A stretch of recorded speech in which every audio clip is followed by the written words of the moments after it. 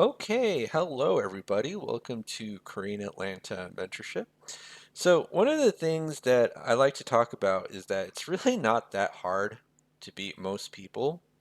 And the reason why it's not that hard to beat most people is because of what I call grandma's ham, right? What is grandma's ham? It's an analogy used many times in the business world about how people are stuck in certain processes and they don't know why it is that they do what they do. And sometimes the reasons why people do things have nothing to do with like being effective or being efficient. It's just that's the way that things were done. And so if you have a mindset of, hey, I could actually just make things better, you could probably win 9 out of 10 times. And let's first of all, before we get started, let's go ahead and read what ChatGPT has to say about grandma's ham. So I just asked here, what is the grandma's ham analogy when it comes to business? And I'm going to go ahead and play this. Let me play it now. Okay. The grandma's ham analogy is a story often used to illustrate how traditions or processes are sometimes followed without understanding the reasons behind them. The story goes like this. A woman always cuts off the ends of a ham before putting it in the oven, just as her mother did. One day, her daughter asks, "Why do we cut the ends off the ham?" The woman realizes she doesn't know and calls her mother to ask. Her mother responds, "I'm not sure. That's how my mother did it." So they call the grandmother, who laughs and says, "Oh, I only cut the ends off because my pan was too small to fit the whole ham." In business, this story is used to point out that some practices or rules are followed without questioning their purpose, often out of habit or tradition. When teams or organizations simply follow the way things have always been done, without reevaluating if those methods are still effective or necessary, it can lead to inefficiency and missed opportunities for improvement. The lesson encourages businesses to regularly re examine processes to ensure they make sense in the current context. And this is why you can beat most people, because most people don't actually examine what they're doing and if it's effective or not. And I always find it strange that in a society that's so obsessed with productivity and efficiency, a lot of times we're very inefficient and very unproductive. I mean, think about how Elon uh, cut 80% of Twitter and it still function, right? But I'm going to talk about this in other contexts that a lot of people may not be aware of. So I recently talked to this kid. He said that he was going to be a wrestler, right? And I said, okay, yeah, I did that too. In fact, I did it for 2 years. 1 year, well, I kind of sucked at it, but I actually made varsity my second year, and then I quit because like, what is this? Like, and it should have been like, what do you call it? I don't know if canary in the coal mine's the right word, but it should have been a sign of things to come because I thought, man, these people are really stupid in how they do things because, um, nobody talks about nutrition, nobody talks about like optimal sleep. It's just about like overworking yourself to death and really not eating just to make weight, which is kind of sad. And so, knowing how stupid most people are, and I remember reading articles back in the day about like, college wrestlers' uh, death from cutting weight. And if you don't know what it is, it's like there's weight classes in wrestling, right?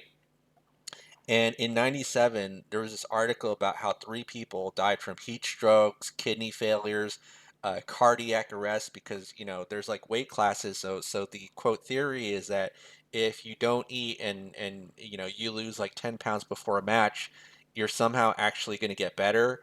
And this is when I realized that the people are pretty stupid, right? Like, and it hasn't gotten any better.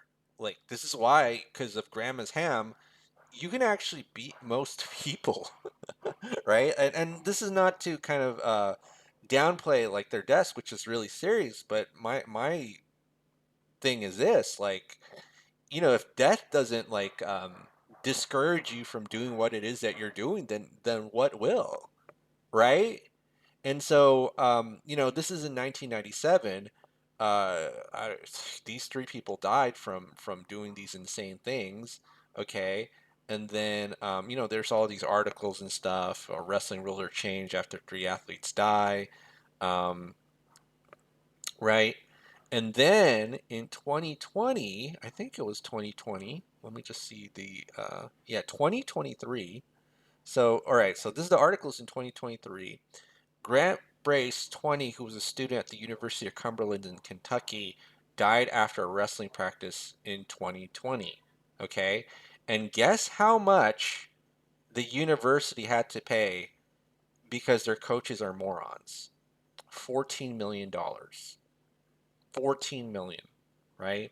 And that's because none of these coaches, and I'm going to tell you, like, if you go into any athletic or wrestling program, nobody talks about nutrition. Nobody talks about, I don't even know what. You ever notice that most wrestling coaches and just coaches in general are kind of fat?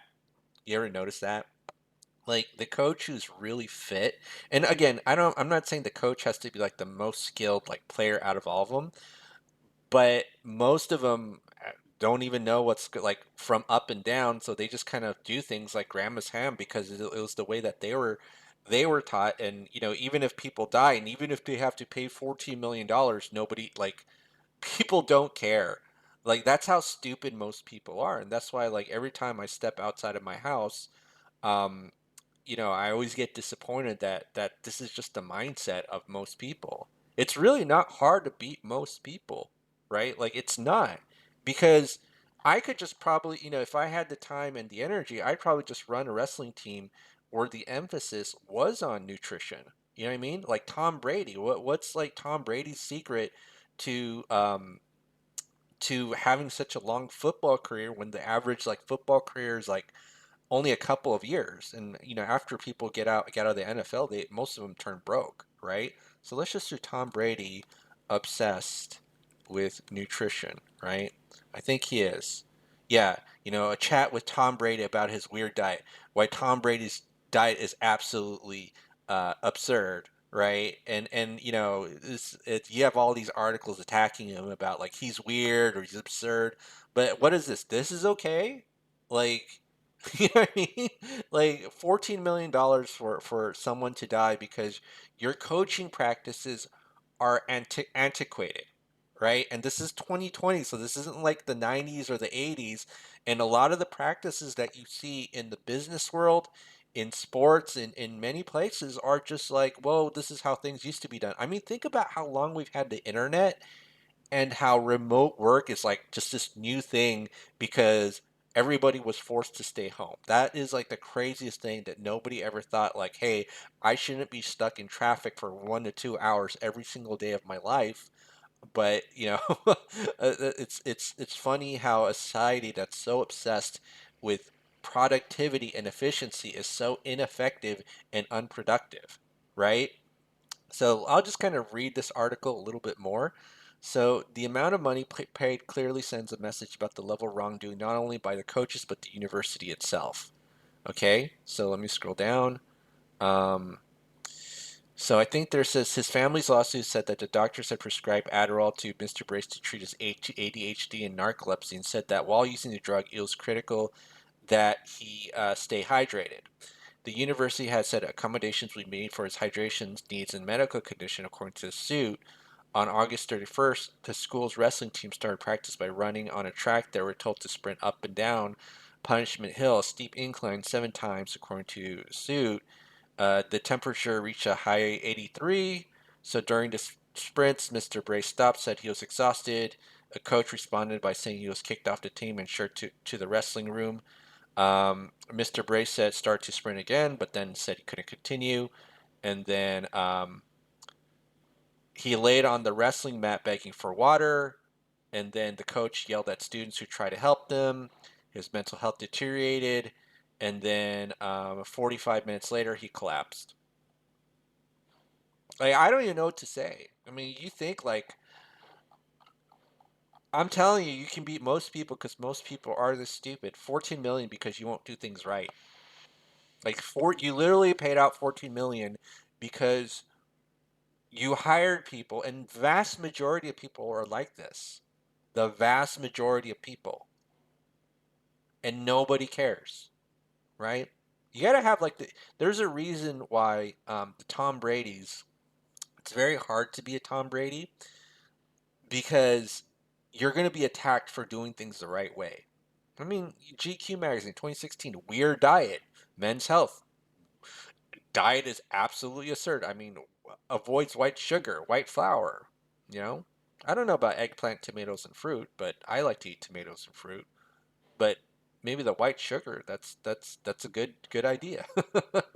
25 glasses of water a day. That's the complete opposite of whatever they're doing here, right?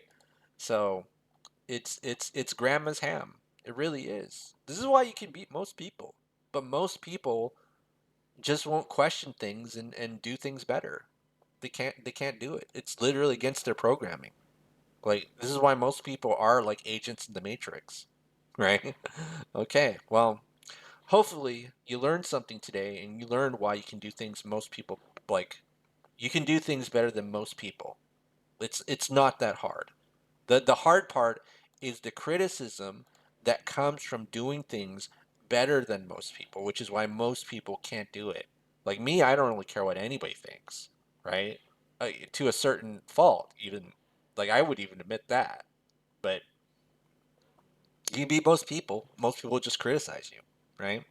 All right, well, that's it for today. This is Korean Latin Mentorship. Have a great day, and we'll speak next time.